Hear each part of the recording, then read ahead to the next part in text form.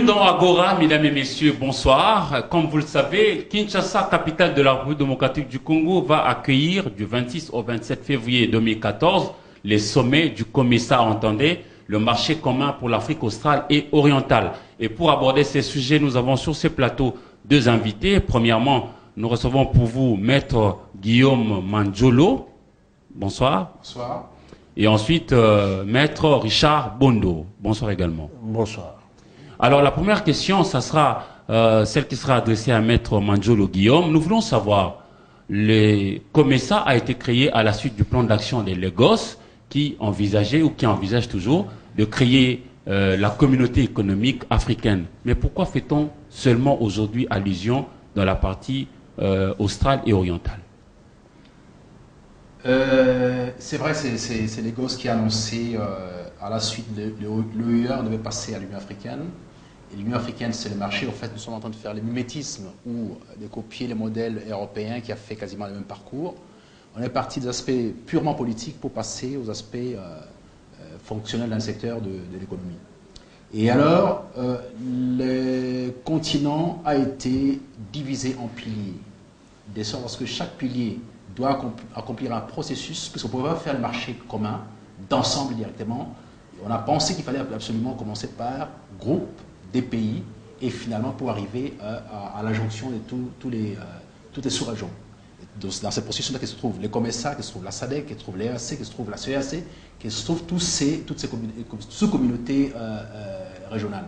Donc voilà, maintenant vous parlez du COMESA parce que tout simplement il y a une activité en ce qui concerne le COMESA et que la RDC doit abriter le sommet et doit piloter le COMESA, c'est pour ça qu'on en parle. Mais normalement les activités du COMESA sont journalières au niveau des instances de structures qui travaillent dans le secteur d'intégration régionale. C'est tous les jours, on travaille dans le cadre du COMESA. Et donc pour les publics congolais, malheureusement, il n'y a pas assez d'informations, il n'y a pas de communication dans ce sens-là. Mais c'est l'occasion, à travers le sommet, de permettre à ce que les gens soient au courant de ce qui se passe. Et qu'est-ce qui va se passer justement pendant ces sommets? Parce que le dimanche déjà, devons commencer les préliminaires. Dimanche 16 février. Oui, en fait, les processus sont comme suite. En ce qui concerne les réunions, on a les réunions des hauts fonctionnaires qui commenceront dès demain. C'est-à-dire que les premières réunions concernent les activités en rapport avec l'administration et la finance, qui vont se passer pendant 2 jours, et suivies par intergouvernemental qui concerne les très hauts fonctionnaires, donc c'est-à-dire les secrétaires généraux et tous les hauts fonctionnaires. Et par la suite, on a les forums économiques qui réunissent un certain nombre d'investisseurs de la région COMESA et extérieurs au COMESA, et y compris ceux de la RDC pour les mettre face à face avec leurs partenaires éventuels au niveau international et au niveau de la sous-région. Et vient le Conseil des ministres qui se passera le 23 et le 24. Et, février 2014. Toujours, oui, c'est-à-dire quand on parle du sommet, on parle du 16 au 27. Donc maintenant, je vous donne les calendriers des réunions telles qu'elles se tiennent. Donc après, on a la réunion du Conseil des ministres, suivie de la réunion stratégique des ministres des Affaires étrangères qui précède les sommets. Le 25, c'est les jours où on va accueillir les chefs d'État des gouvernements qui arriveront et on ouvrira les sommets proprement dit le 26 et on clôturera le 27. Donc c'est ça le programme de toutes ces réunions. Et les COMESA, comme on l'a dit tantôt, c'est un marché commun pour l'Afrique australe et l'Afrique orientale. Maître Richard Bondo, vous qui voyez la structure au loin, comment jugez-vous l'opportunité déjà de la RDC d'adhérer à cette structure? Parce qu'on en a quand même plusieurs. Merci beaucoup de la question. Je sais que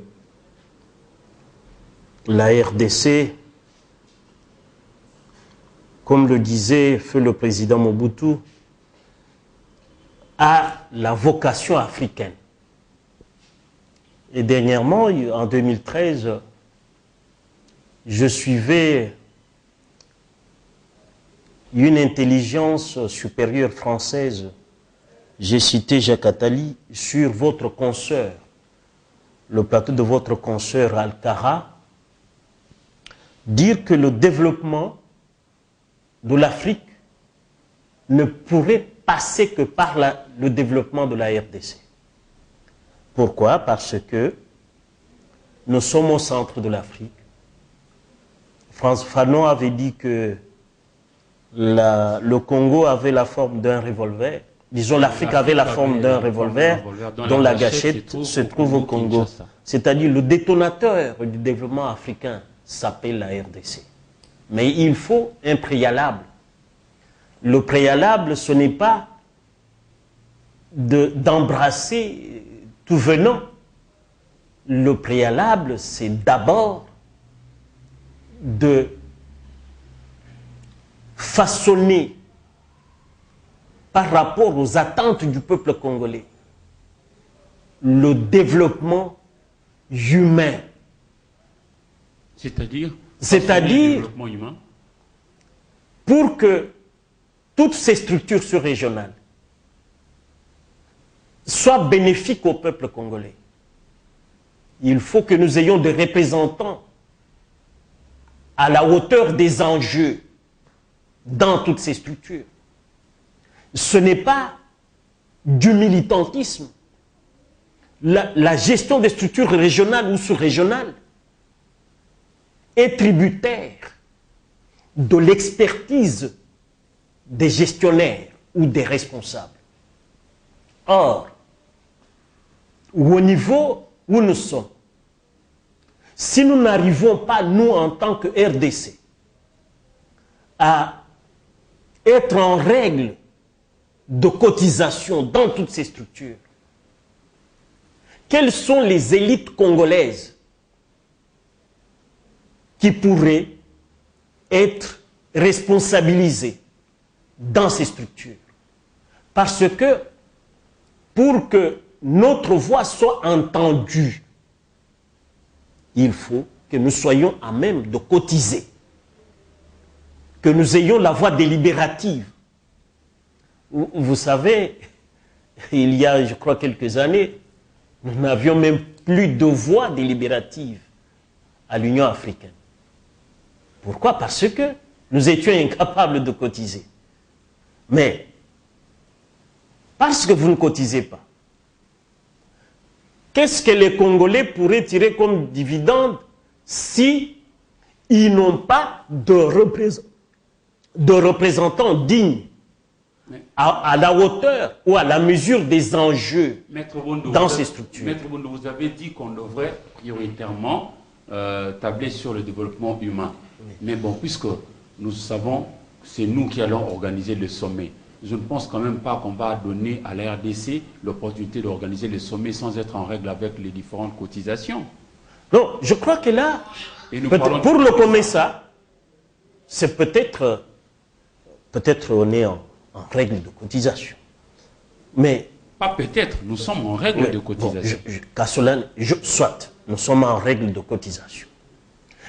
Le sommes-nous vis-à-vis d'autres structures, d'autres institutions internationales ou même régionales? Pourquoi on ne trouve pas, par exemple, des Congolais très bien placés dans les autres institutions des Nations Unies? Si ça existe, maître. Non. Lorsque vous voyez, par exemple, l'UNESCO, vous voyez la FAO, vous voyez la Banque mondiale, quels sont les responsables, les représentants, même à la Cour pénale internationale? Quels sont les magistrats congolais qui siègent dans ces juridictions internationales, alors que nous avons des magistrats de qualité? Mais parce que lorsqu'on mettait en place la Cour pénale internationale, en dépit du fait que nous avions des candidats magistrats congolais, mais nous étions incapables de contribuer aux frais pour que leur candidature soit retenue. Et aujourd'hui, à la Cour pénale, nous n'avons pas de magistrats congolais, mais qui sont, alors que nous avons des juristes de qualité dans ce pays, qui auraient pu nous représenter aussi à cette Cour pénale internationale. C'est pour cela que je dis, si les décideurs n'ont pas à cœur l'intérêt supérieur du peuple congolais, il est difficile que nous puissions, en dépit de notre participation ou de notre adhésion à toutes ces structures sous-régionales et régionales, si nous n'avons pas à cœur l'intérêt supérieur, la fierté du Congo, disons, Le prestige congolais. le prestige, voilà l'expression, le prestige du Congo. Nous n'avons pas ça à cœur. Je crois que c'est juste pour dire qu'on est membre, mais sans panache. Mais maître, on va vous contredire parce que simplement, je l'ai dit au début de l'émission, que la capitale RD congolaise qui est Kinshasa va abriter le sommet du COMESA. Ça veut dire que les autorités se battent, ils se coupent en quatre pour rouvrir le pays, faire en sorte que les choses marchent, n'est-ce pas, maître Guillaume Manjolo? Bien entendu, je pense qu'il faut peut-être... on a un déficit de communication. Là, j'insiste, je maintiens cette position-là. Au niveau des instances de l'État, soit on ne communique pas très très bien, soit on communique Soit pas souvent. pas souvent. Surtout, c'est pas souvent. C'est vrai que le confrère a totalement raison quand il dit ça, mais il n'a pas la bonne information. Parce qu'il y a une évolution majeure qui a été opérée par les chefs de l'État et les gouvernements actuels, et déjà les gouvernements précédents, Mouzito 1, Mouzito 2, et par suite les gouvernements Matata. La diplomatie active au sens politique et économique a fait son travail.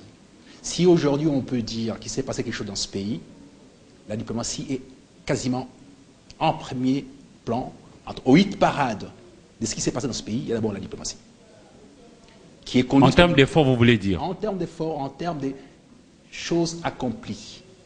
Il y a d'abord la diplomatie qui est conduite par les chefs de l'État sur ses instructions, sur ses orientations, appliquées par les gouvernements à travers les ministres Ramo Tshibanda. Qui vous en souviennent que les ministres Ramo Tshibanda a été à la coopération régionale et internationale. À l'époque, on a organisé le sommet de la SADC. Qui vous en souviennent aussi. En 2009, si, en 2009. Notamment, aujourd'hui, on voit à travers la force des 3 pays membres de la SADC, qui sont la Tanzanie, le Malawi et l'Afrique du Sud, qui ont eu un mandat spécial de l'ONU pour participer. C'est un mandat donné à la SADC, mais sous l'ONU pour participer. Parce que nous sommes en règle totale avec cette communauté. C'est un défaut des communications et je les concède. Au niveau de la SADC, la structure est composée comme suite. Vous avez le secrétariat exécutif qui est piloté par une Tanzanienne actuellement. Précédemment, c'était un Mozambicain. Le numéro 2 de la structure, c'est une Congolaise. Elle est congolaise. Elle a fait son mandat de 4 ans. Au niveau du COMESA, les directeurs en charge, là aussi, là c'est un secrétariat général. On a le secrétaire général qui est d'origine zimbabwéenne. On a le numéro 2, c'est une dame qui est d'origine égyptienne. Le numéro 3, qui vient d'arriver d'ailleurs, qui est d'origine kenyane. Et puis il y a les directions. La plus importante direction qui est en charge des programmes est pilotée par un Congolais. La RDC est en règle avec ses contributions au secrétariat général du COMESA, est en règle avec sa quote-part à la Banque de la ZEP, la banque d'investissement dans les secteurs des infrastructures et autres secteurs qui permettent à ce que l'intégration régionale économique soit effective à travers notamment l'argent, une banque qui est d'ailleurs en collaboration avec Exim Bank, qui est membre de cette structure-là, Exim Bank chinoise, la banque chinoise. Et voilà un peu juste pour tracer ce qui se passe normalement en termes du potentiel humain tel que le confrère l'a évoqué tout à l'heure. Il a raison d'en parler parce que les gens ne sont pas au courant. Ce que j'ai dit ici, c'est une nouveauté pour la plupart des gens qui ne sont pas au courant. Mais ce sont les réalités. Et justement, rentrons vraiment dans le vif du sujet. Il s'agit du COMESA. Nous allons abriter le sommet ici chez nous à Kinshasa. On parle d'un marché commun pour l'Afrique australe et orientale. Oui. Et qui dit marché, on sous-tend qu'il y a quand même l'offre et la demande. Oui. Il y a un espace où l'on peut d'ailleurs jauger la vraie température sociale de la zone. Qu'est-ce que la RDC apportera dans ces marchés? La RDC est au centre de l'Afrique et la RDC a un potentiel humain extraordinaire et une réserve de matières premières. Et je ne parle pas de matières premières au sens minéral du terme, je parle plutôt du secteur de l'agriculture, voilà, de l'élevage et tout ça. Si vous faites la zone australe et orientale, globalement ce sont des zones arides. Il n'y a rien. Ils travaillent très bien, Mais ils sont demandeurs d'un certain nombre de produits qui nous banalisons ici. Un exemple simple, prenez la banane plantain. Elle est inexistante ailleurs, elle n'est que chez nous. Mais elle est réclamée. Le manioc, on en a à foison. Les maïs, on peut en faire à foison. Mais tout simplement, il faut s'organiser par rapport à ça. Déjà, en ce qui concerne les commerces lui-même, sur toutes les frontières, parce que nous travaillons là depuis très longtemps, la difficulté, au fait, je vais encore revenir à la communication, parce que nous qui vivons la pratique réelle de ces activités au quotidien, entre les frontières, par rapport aux échanges, nous voyons très bien l'évolution. Mais malheureusement, la population, notamment celle de Kinshasa, qui à Kinshasa ne voit pas ça, ne voit pas ce qui se passe. Pas seulement celle de Kinshasa, même dans l'arrière-pays aussi. C'est quand même assez difficile. Ça dépend où vous vous trouvez. Au Bas-Congo, au Bandundu, l'Équateur, la province orientale. Si vous êtes au Bas-Congo, vous savez très bien qu'il y a un commerce intense entre les Bas-Congo et l'Angola. Il y a un commerce intense qu'il faut régulariser, qu'il faut réguler, qu'il faut normaliser. Les commerces existent. On a vu dernièrement les marchés de Lufu, où il se passe énormément des choses par rapport à ça, mais tout simplement, ces choses ne sont pas réglementées ni normalisées. Vous prenez toute la frontière des Bandundu à partir de Kayemba, vous passez par Chikapa, vous descendez par Luisa, atteindre Kapanga et tout ça, il y a une activité intense entre l'Angola et la RDC. Vous descendez dans les Katanga, à Kasumbalé, toute cette partie-là, il y a une activité intense entre la Zambie et la RDC. Vous remontez vers au niveau de la frontière entre la Tanzanie et la RDC, idem, Rwanda, Burundi, Ouganda, idem, il y a une activité intense qui est en partie réglementée par les petits commerces dans la région. Ça se fait déjà. Mais simplement, on a une vision très capitale, très Kinshasa, où on ne formalise que ce qu'on voit par rapport à Kinshasa. Ce n'est pas la réalité de la RDC. Les 70 millions d'habitants de la RDC ne vivent pas à Kinshasa. Et ceux qui vivent à Kinshasa, il y a un minimum qui est au contact des réalités spécifiquement étrangères au sens africain du terme. Mais les autres, comment dirais-je, populations de la République sont en contact permanent avec le monde extérieur parce que c'est leur environnement immédiat. On ne peut pas faire autrement. On a 9 frontières. Croyez-vous sincèrement que sur les 9 frontières, les gens ne vivent pas avec leurs voisins des pays d'en face au motif qu'il faut attendre que Kinshasa puisse décider? Mais non, c'est pas ça. C'est pas la vérité. Mais maintenant, comment formaliser tous ces mécanismes-là, tous ces systèmes-là, tous ces commerces-là, tous ces échanges-là, comment les formaliser? C'est ça la question aujourd'hui. Et la question sera débattue certainement lors du sommet qui se tiendra à Kinshasa du 26 au 27 février 2014. C'est cela. Bien entendu, mais tout simplement, ce qu'il faut rappeler, je m'arrête là avant une autre question, c'est que ces choses existent. Les programmes du COMESA existent avec tout ça compris en charge en ce qui concerne les petits commerces, en ce qui concerne les commerces les plus importants, en ce qui concerne les infrastructures. Il y a un certain nombre de programmes qui sont fonctionnels aujourd'hui. En ce qui concerne la douane, il y a énormément de programmes qui sont déjà en mouvement, mais tout simplement, si on ne communique pas, les gens ne seront pas au courant. Les gens auront toujours des idées préconçues. J'ai la chance aujourd'hui de voir des profs d'université qui viennent me voir, qui donnent cours, et quand je vois les cours qu'ils donnent, ça n'a rien à voir avec la vérité. Donc je dois leur donner la nouvelle matière. Parce que pour qu'ils actualisent les enseignements. C'est évolutif en permanence. Exactement. Alors, Maître Richard Bondo, nous sommes au centre. Et Frantz Fanon a été fantastique dans ce qu'il a énoncé. C'est nous qui avons la gâchette. Qu'attendons-nous? Que devra-t-on faire pour faire avancer les choses? Parce que notamment, il y a des activités autour de nous, dans les 9 pays limitrophes. Mais est-ce que nous avions déjà su capitaliser ça pour que nous ayons aussi un mot à dire lors de ce sommet, par exemple? Comment faire? Vous savez, lorsque je suis Guillaume, qui est le représentant du gouvernement sur ce plateau, le Congolais moyen peut croire que tout est rose. Mais parce qu'il s'agit de commerce, avec le COMESA là, lui qui est aux affaires étrangères, est-il au courant que entre Uvira et Bujumbura, Dans la partie le Congolais, lui, pour aller au Burundi, il doit se prémunir d'un passeport. Le nôtre? Alors que le Burundais peut traverser juste avec un jeton qui renseigne qu'il est burundais. Où est la réciprocité? Parce que tout est rose avec le gouvernement ici. La diplomatie a réussi. Politique, économique. Il dit qu'il y a évolution. Pas réussir tout à fait sur toute la ligne. Vous savez, il y a eu évolution, a-t-il dit. Vous savez, allez-y. moi qui nous qui avons été formés à l'école maximaliste de Karl Deutsch avec le professeur Sidiansky et le professeur Melkia Diad, nous, en fait d'intégration régionale, il y a un prérequis fonctionnel qu'on appelle la sécurité. Est-ce que nous sommes en sécurité, nous le Congo?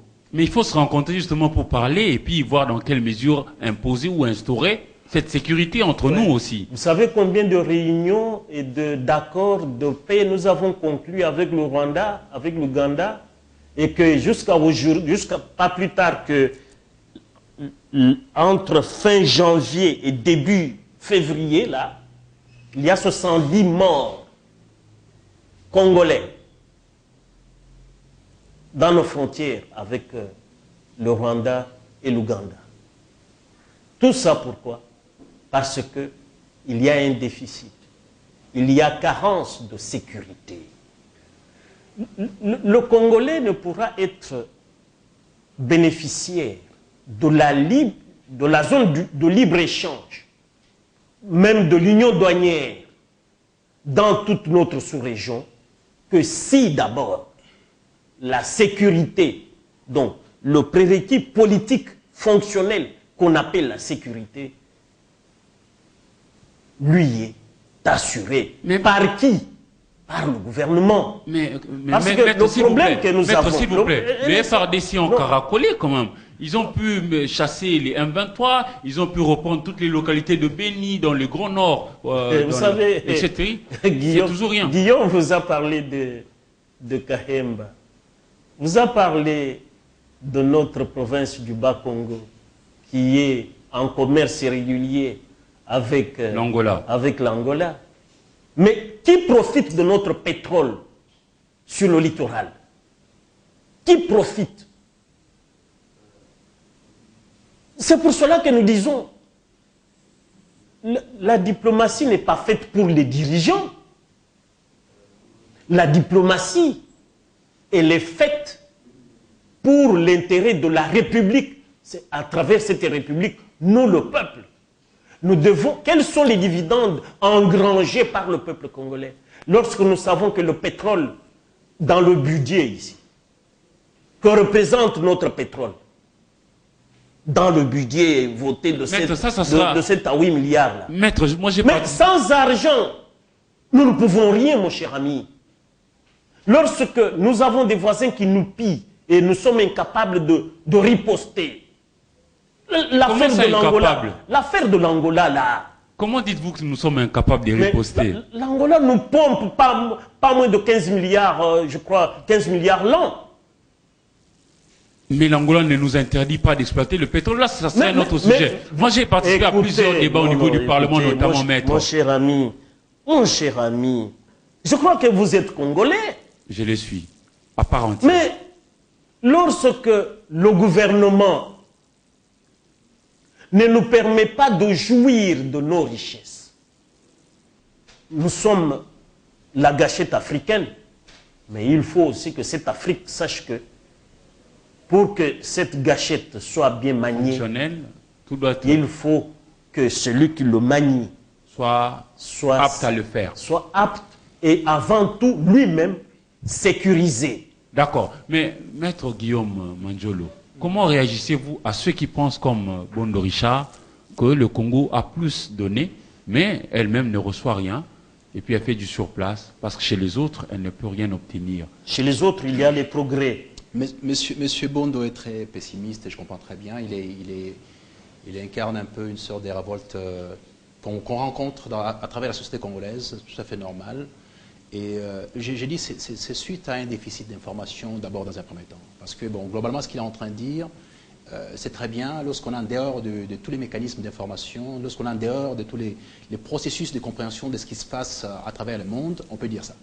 Mais lorsqu'on a compris comment le monde a évolué depuis plusieurs années, entre l'Allemagne, l'Angleterre et la France et tout ça, les guerres, c'est pas comme les guerres étaient chez nous ici. C'est encore pire. À l'époque de l'Alsace et la Lorraine, entre la France et la... On parle de la guerre des 100 ans, on continue, on évolue jusqu'à aujourd'hui. Il y a eu des tensions terribles, des morts à foison. cette partie de l'Europe-là, pendant très très longtemps. Ils ont compris que la solution était l'intégration régionale. Pour pouvoir taire tout ça, si on arrive à faire une économie commune, on va taire nos différends. Et puis vivre en paix pour fructifier ce que nous avons comme richesse. Moi, j'ai eu l'opportunité, je ne fais pas de citation, ce n'est pas nécessaire, j'ai eu l'opportunité de voir naître, de voir l'évolution de la CE et puis UE. J'ai vécu ça, donc j'ai été formé à cette école-là. J'ai vu comment l'intégration régionale a été organisée et structurée au niveau de l'Europe. Et j'ai passé toute mon enfance à vivre un peu comment fonctionnait le Troisième Reich, la République de Weimar et tout ça, la France du 18e, 19e et tout ça. J'ai vu comment... Et l'Angleterre. Donc l'évolution de ces périmètres du vieux continent a été très conflictuelle. Très, très conflictuelle pendant des siècles. On n'invente rien. Il y a rien. Lorsque les gens sont face à face dans un périmètre quelconque et tout ça, il y a toujours ces appétits à vouloir aller chez l'autre, puiser, ainsi de suite. Tout ça. L'hégémonie, oui. Ça existe. On ne va pas faire comme si ça n'a jamais existé. La RDC est la première victime de cette situation. Ça serait faux. Donc pour vous, si on comprend bien, l'intégration peut nous aider. Oui, voyez-vous, je laisse le temps qu'on parle, qu'on dise tout. J'interromps jamais, par principe. On dira c'est peut-être une façon diplomatique d'approcher les choses, une façon peut-être non. C'est ma façon de pouvoir débattre. Donc je laisse qu'on sorte tous les arguments et puis on commence maintenant à les évaluer par la grille de lecture tout à fait différente en les opposant à la réalité qui est substantielle, là. La Chine et le Japon, pendant très longtemps, et ça continue encore jusqu'aujourd'hui. On peut citer plein d'exemples à travers le monde. Mais voilà, comment on fait pour trouver des solutions? Après avoir fait la critique en disant, voilà, c'est mauvais, on ne peut pas faire ceci, on ne peut pas faire cela, on a un problème de sécurité, d'accord. Comment on les résout, ces problèmes de sécurité? C'est ce qui est essentiel, oui. C'est plus complexe que ça. Ce n'est pas la baguette magique et qu'on laisse les voir matin en disant, voilà, nous allons faire la sécurité, ça va se passer comme ça. Non. Vous ne la faites pas seul, vous faites avec les autres. Vous avez besoin du matériel, vous avez besoin de la formation, vous avez besoin de l'organisation. Et ça, vous devez être accompagné par d'autres structures qui existent déjà, qui ont déjà eu ça. Les Européens ont fait appel aux Américains pour pouvoir les soutenir, structurer leurs bases, faire l'OTAN, pour pouvoir permettre de pouvoir se restructurer et fonctionner. Ça fonctionne aujourd'hui. Et la RDC aurait honte à pouvoir s'approcher de l'Afrique du Sud pour pouvoir organiser son armée notamment, s'approcher de la Chine, s'approcher des Belges pour pouvoir s'organiser son armée, et qu'ils font un certain temps. Nous sommes partis d'une dictature qui a duré 32 ans. On a tout démonté, c'est-à-dire que c'était basé sur... en fait, la structure mouboutienne était basée sur ce qui a été fait par les Belges, qui, en partant en déliquescence, n'avaient pas encore de soubassement pour pouvoir se réformer. Et finalement, on a tout délité, on arrive dans les années 80, il n'y a plus rien. Donc tout était à refaire. Lorsque l'AFDEL arrive, que le nouveau régime commence à se mettre en place, on a tout à reconstruire. L'État, la conception même de l'État est à refaire. Parce que l'État colonial, dirigé par une seule personne à un moment donné pendant 32 ans, avec une conception, des mentalités complètement tordues, il faut refaire tout ça. Et dans tous les secteurs d'activité. On ne va pas parler seulement de la sécurité, on va parler de l'éducation. M. Baudelaire sait que s'il doit comparer aujourd'hui les vieilles personnes qui ont été à l'école des années 70, des années 80, donc des années 70 plutôt, et des années 60, avec les jeunes d'aujourd'hui qui ont des grands diplômes, mais ils ne sont pas équivalents, rien à voir. On prend les secteurs hospitaliers, on prend même la structure familiale elle-même, comment est-ce qu'elle a complètement périclité. Tout ça sont les réalités de la vie. Alors comment on fait? Parce que là, on attaque sur le problème de la sécurité parce qu'on est dans un secteur très sensible, et c'est utile. Mais néanmoins, s'il faut revenir aux autres paramètres, on aura les mêmes problèmes. Maintenant, situons-nous sur les faits de la sécurité stricto sensu. Les besoins de sécuriser des espaces comme les nôtres appellent une autre démarche. L'intégration régionale. Oui. La même démarche qui a été opérée au niveau de l'Europe, c'est celle-là qui est la meilleure aujourd'hui. C'est l'approche que nous avons maintenant avec le COMESA. Bien entendu. Comment voulez-vous faire la guerre? Prenons un exemple simple. Un investisseur chinois, américain, vient, il investit dans Ruzizi 3 ou 4 pour l'électricité. Cette électricité est distribuée à travers le Rwanda, le Burundi, l'Ouganda et la RDC. Et en même temps, on met des usines de part et d'autre pour produire. D'un côté, on peut faire du fromage à Goma pour envoyer ailleurs, tout ça. Chez eux, ils font autre chose.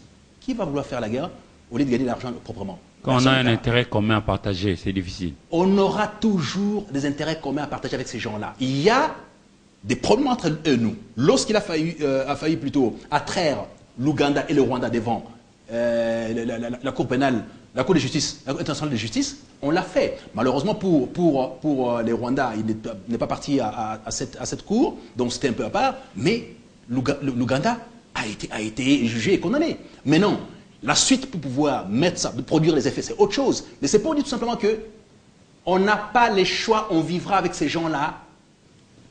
Tant que le monde vivra, la RDC sera entourée de 9 pays.